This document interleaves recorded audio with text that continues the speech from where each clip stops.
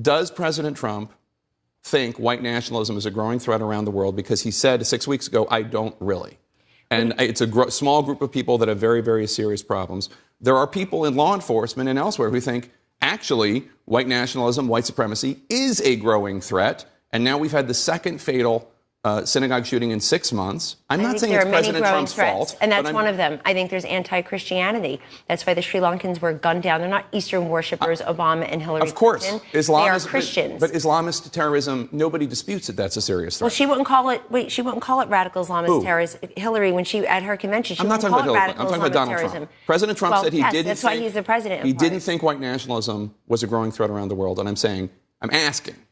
He does think it's a threat, and there's no question it's a threat. He does think it's a threat. Yes, of course he thinks it's a threat. That's why he condemned it in no uncertain terms. And people he lied said about 6 weeks ago, I don't really think it's a threat. No, they were saying a growing threat. But it is a threat. And is it a growing threat?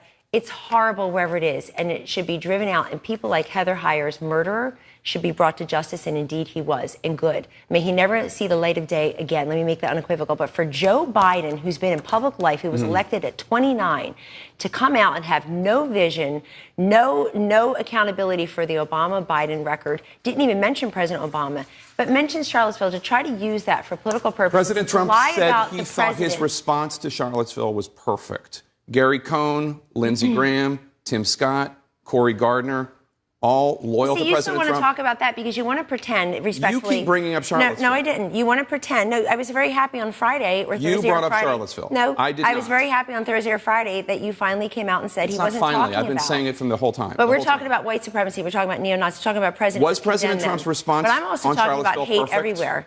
Was his response perfect? Yes or no? I think it was twisted for many years. Was his response? He said his response on Charlottesville was perfect. Because intent matters. And he was talking about. Was his response perfect? Gary Cohn doesn't think his response was perfect. Do you think Gary Cohn stayed in the White House for many months after that? But he almost resigned. I think the president. Do you think? It's a very simple question. No, it's not a simple question. Yes or no? Was President Trump's response perfect? When President Trump condemned racism, bigotry, evil, violence, and then took it many steps further and called out neo-Nazis, white supremacists, was KKK. His response perfect? That is darn near perfection. When you're calling out, when you're calling out KKK, neo-Nazis, and you're saying there were people there who hadn't signed up for that. There were people there. You know that President Trump left enough ambiguity. All neo-Nazis, all anti-Christianity, all anti-Semitism, all anti-Muslim activity should be condemned. Dead stop full. That's the perfect response. Anti-Muslim activities. The president called for a full ban on Muslims entering the United States. It looks like you and others looking at 2020 are worried that this guy can't be beaten fairly and squarely. Why does Joe Biden come out and not say one thing about his Senate race? No, it's not beneath you. That comment is beneath you. Why would Joe Biden bring that up? Why is he using Charlottesville to launch a candidacy as somebody who was in the Senate for decades, who was vice president for 8 years, who's 0 for 2 running for president while Donald Trump is 1 for 1? Was perfect. I think that we're going to move on because I've talked a lot about white supremacy, neo-Nazi, KKK, and this president's denouncement of it. It's just a yes or no question. But see, how is this helping to stop the next shooter, this entire conversation where I'm saying the president of the United States, the most powerful man in the world. His response last night was unambiguous and clear. He said hate crime before he even got on the plane to Wisconsin. Unequivocal. His response to Charlottesville, according to Lindsey Graham, Tim Scott, Cory Gardner, Gary Cohn, all of whom worked with him after that, was not unequivocal. Because you brought it up, so I'm pointing it out. These loyal supporters of the president did not think his answer on Charlottesville was perfect. I think any time a president is willing to condemn people who hate other people based on their race or their religion, it's a great day for America, and that's what he did, and he did it several times. The president called for a ban on all Muslims entering the United States. So you want to revisit all of that?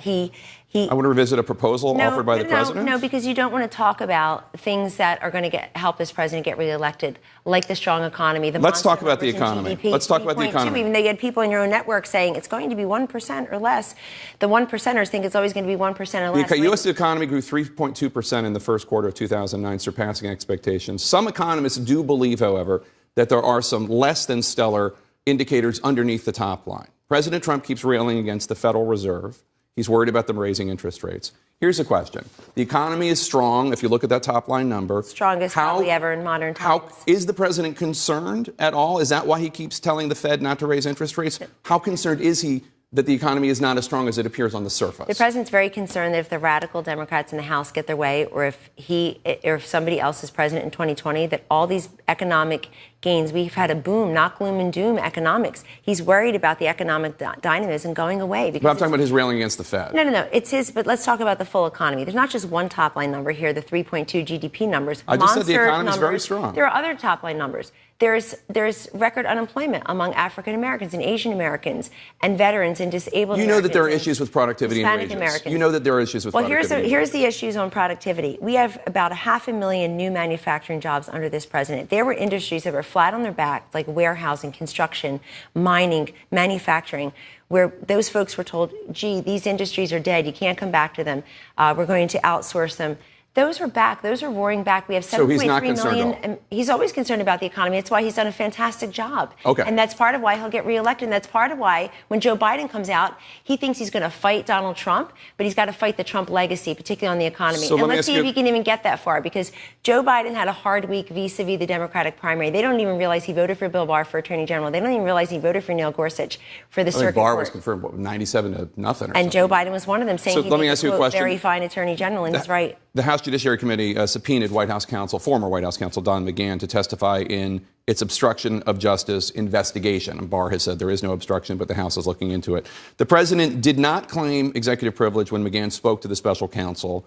Is the president going to try to block McGahn from testifying before Congress? Is he going to try to assert executive privilege? Executive privilege is always an option. It's always on the table. But Don McGahn has already talked under oath for 30 hours.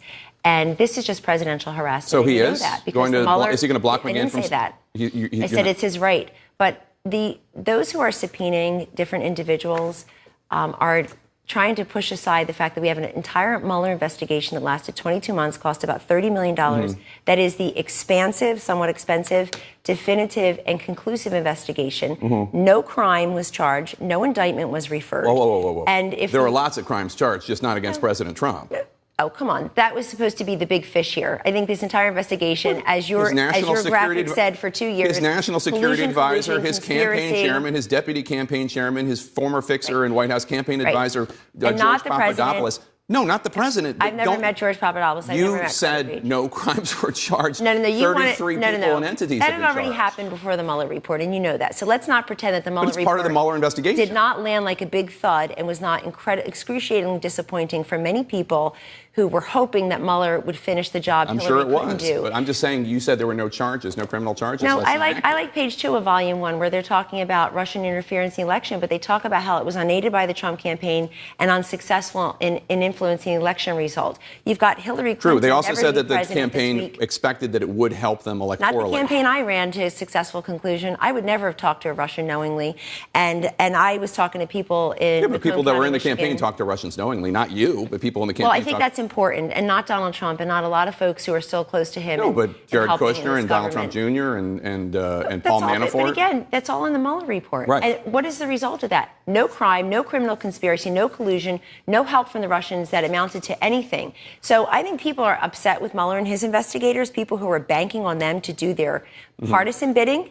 And Mr. Mueller, as you've all held him up, nonpartisan, conclusive, and the Mueller report makes very clear that, including with Don McGahn's testimony, that this president and his administration never obstructed, impeded, or interfered with the Mueller investigation whatsoever. That's not at all what he says. He said that they were able to do, the Department of Justice he felt said he they wouldn't, were able that's to do. That's not true about That is what the Barr memo says, that they were able to do That they wouldn't their charge a sitting president because they're going by the OLC memo. I think they're upset with Mueller that Mueller didn't interview the president, that only one question. Mueller very clearly, even according to Republican lawyers, conservative Republican lawyers, kicked this to Congress to discuss whether or not there was obstruction. There's a comment. You're right. There was no criminal conspiracy proven. Absolutely 100%. That's more than a footnote. And I'll say it a million times. Pretty big conclusion. But what you just said about obstruction They didn't kick it to Congress. They commented about separation of powers. Congress doesn't have to take this up. They want to take it up because they want to do impeachment on infrastructure. They want to do drag the presidency down, not drug pricing. He brought up Congress. Yeah. Because he knows that this Congress would be hungry anyway to try to relitigate and reinvestigate. Look, they have a decision to make. Where's the public appetite, or indeed the political currency? The public, according to the latest poll I saw, and then we have to go, is they do not want the president to be impeached, and they also think the president lied. And Kellyanne Conway, I'm afraid. And he didn't. And so, and he submitted to answering questions. And I think people are upset with Mueller that he ended the investigation when written answers on didn't one interview subject. the president, didn't charge a crime, and people had promised, including on your network days before, that there would be criminal conspiracy collusion.